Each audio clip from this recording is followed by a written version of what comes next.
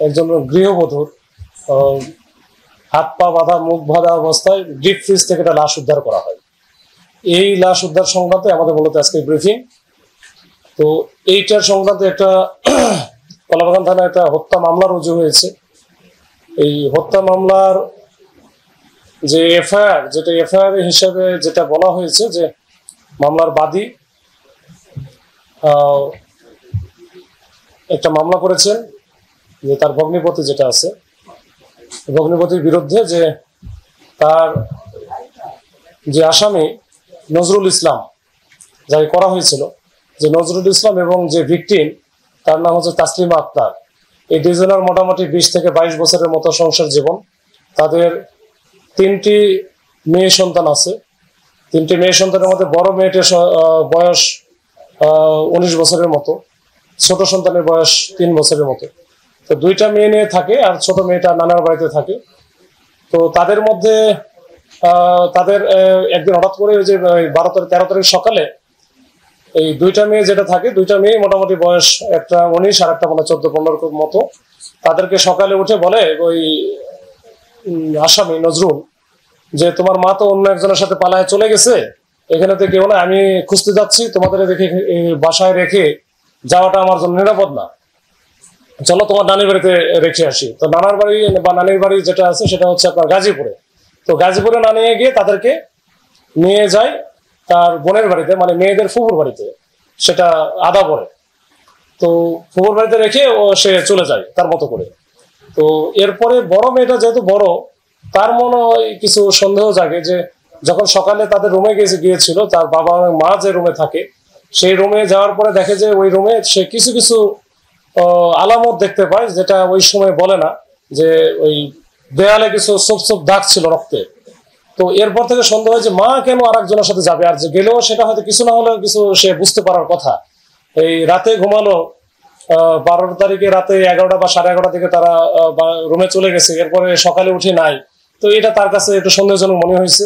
তারপরে তার মামাকে সে বলে, এটা খুলে বলে, তখন মামা সহ সে সহ যখন আমাদের থানায় আসার পরে বিস্তারিত ঘটনাটা বলে, তখন থানার টিম সহ ওই বাসায় যাওয়া হয়। তো বাসায় যাওয়ার পরে বাসায় হচ্ছে লক করা ছিল। ওই প্রথম ফ্ল্যাটের যে প্রথম যে ইয়াটা মূল গেট যেটা, এটা বন্ধ ভেঙে ফেলে ভিতরে ঢুকে চেষ্টা করা হয়, তো কোনো কিছু পাওয়া যায় না। এরপরে চিন্তা করা হয় যে তাহলে হয়তো বা যাদের বেডরুমে কিছু একটা ঘটনা আছে ওইটাও তালা দেওয়া ছিল, তো ওইটাও ভেঙে ফেলার পরে ওইখানেও কোনো কিছু পাওয়া যায় না ওই রকম। কিন্তু যে রক্তের ছোট ছোট দাগ ছিল, এটা বোঝা যাচ্ছে কিছু একটা আছে। তো এরপরে বাইরে আসা খোঁজাখুঁজি করার এক পর্যায়ে এই ডিপ ফ্রিজটা ওই মেয়েটা উঠায়, বা ওইখানে আমাদের যে সাব ইন্সপেক্টর ছিল দেখে যে ডিপ ফ্রিজ একটা ফুল তো ভরা, এরপর ওই উপরে বেশ মাংস টাংস বা অন্যান্য জিনিসপত্র ছিল। তো মেয়েটা দেখার পরে বলছে যে না, আমাদের এখানে তো মাংস তেমন কিছু ছিলই না, তাহলে এত ভরা কেন? পরে আস্তে আস্তে খুলে দেখে যে এই যে গৃহবধূ তাসলিমা আক্তার, ওরা হচ্ছে ওই যে ওড়না দিয়ে এবং বেডশিটের কাপড় দিয়ে মোড়ানো অবস্থায় ওখানে ভিতরে ঢুকে রাখছে। এবং পরে যখন বের করে দেখা হয়, দেখা যায় যে তার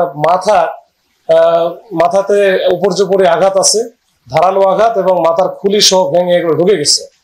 তো এই অবস্থায় তাকে ফেলে রাখা হয়েছে, যেহেতু তাদের বাবা তাদেরকে এই ফুফুর বাসা রাখার পরে আর নাই, পাওয়া যাচ্ছিল না, তার মোবাইল 2টা বন্ধ।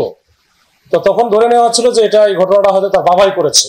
তো পরে আমরা এটা নিয়ে আমরা কাজ শুরু করে দেই, তার চেষ্টা করি। তো মোবাইল নাম্বারটা যেহেতু বন্ধ ছিল, তো আমরা অন্যভাবে চেষ্টা করা লেগেছে।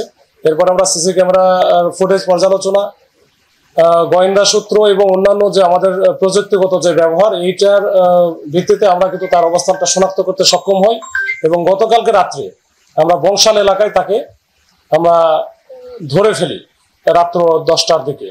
তো ধরে ফেলার পরে তার কাছ থেকে প্রাথমিকভাবে আমরা সে স্বীকার করে সবকিছু, কিভাবে করেছে, কেন করেছে, এবং যেটা দিয়ে আঘাত করেছে, যে ধারালো যে দা টাইপের ছিল, রান্না টাইপের, সেটাও আমরা তার বাসা থেকে উদ্ধার করার পরে সে যেটা বলেছে, এখানে মূলত আমার কাছে মনে হয়েছে 2টা কারণে সে এই কাজটা করেছে। একটা হচ্ছে যে তাদের যে পারিবারিক যে কলহ বা দ্বন্দ্ব, মানে পারস্পরিক যে বিশ্বাসের অভাব, সে মনে করতো যে তার মিসেস বা ওয়াইফ হয়তো কারো না কারোর সাথে হয়তো বা ইললিগ্যাল অ্যাফেয়ার্স আছে বা থাকতে পারে, এরকম তার একটা বেশ কিছু সন্দেহ ছিল অনেক আগে থেকেই।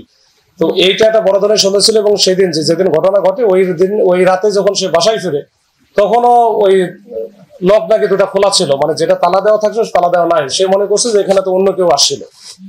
তো এটা নিয়ে তার সাথে চেঁচামেচিও করেছে। এই একটা কারণ ছিল, যেটা পারস্পরিক ভালো মানে বিশ্বাসের একটা আস্থার অভাব ছিল।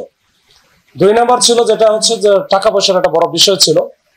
এই ভদ্রলোকের অ্যাকাউন্টে একটা ফিক্সড ডিপোজিট করা আছে 1 কোটি টাকা, যেটা নমিনি করা আছে ওয়াইফের নামে, মানে যে ভিকটিম মারা গেছে ডিসিস্ট। এবং আরেকটা আছে যেটা 34 লক্ষ টাকা তার অ্যাকাউন্টে আছে, সেটা নর্মাল অ্যাকাউন্টে। ওইটারও নমিনি হচ্ছে এই তার ওয়াইফ।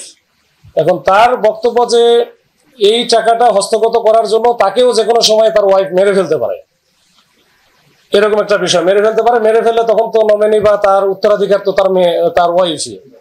তো এই একটা ধারণা থেকে সে চিন্তা করছে আমাকে মারার আগে আমি আগে মেরে ফেলি, বা এরকম একটা বিষয়। তো এই 2-2 4 যখন মিলে গেছে, একটা হচ্ছে যে তাদের দাম্পত্য যে কলহ ছিল বা আস্থার অভাব ছিল, অন্য একজনের সাথে রিলেশন আছে এরকম একটা চিন্তা, আর একটা হচ্ছে টাকা পয়সা।